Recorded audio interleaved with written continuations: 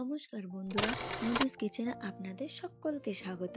শীতকাল মানেই তো ফুলকপির বাহার, আর আমাদের সামনেই তো আসতে চলেছে শীতকাল। তাই আজ আমরা তৈরি করব ফুলকপি আলু দিয়ে একটি নিরামিষ সুস্বাদু তরকারি, যা ভাত, রুটি, লুচি সব কিছুর সাথেই দারুণ লাগবে।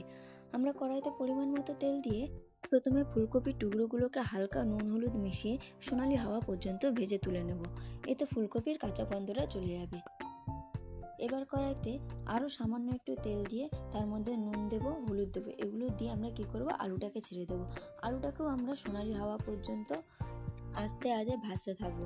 যখন সেটা সোনালি মতো কালার হয়ে আসবে, তখন আমরা কি করব, আলুটাকে আস্তে আস্তে একটা বাটির মধ্যে তুলে রেখে দেবো।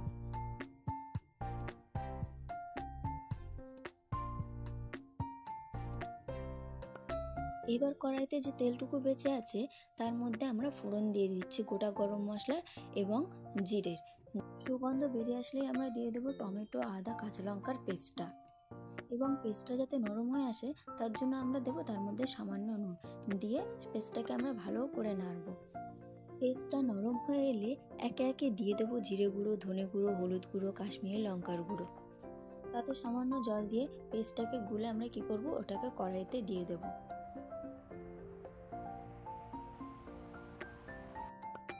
সামান্য জল দিয়ে মশলাটা খুব ভালো করে কষাতে হবে, যতক্ষণ না মশলা থেকে তেলটা ছেড়ে আসছে।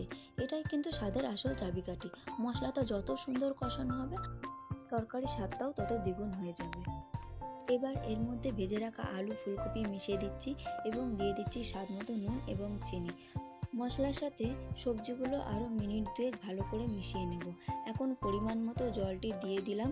তরকারিটা ঝোল হবে নাকি মাখো মাখো, সেই অনুযায়ী আপনারা জলের পরিমাণটি ব্যবহার করে নেবেন। এবার ঢাকা দিয়ে 5-7 মিনিট রান্না হতে দেবো, যতক্ষণ না আলু এবং ফুলকপিটি সেদ্ধ হয়ে যাচ্ছে। দেখুন আমাদের তরকারি প্রায় তৈরি। সব শেষে 1 চামচ ঘি আর সামান্য গরম মশলা ছড়িয়ে গ্যাসটাকে মিনিট 5 ঢাকা দিয়ে রাখবো। তৈরি হয়ে গেলে একেবারে দুর্দান্ত স্বাদের ফুলকপি আলুর তরকারি। কেমন লাগলো আজকের রেসিপিটি কমেন্ট করে জানাতে ভুলবেন না।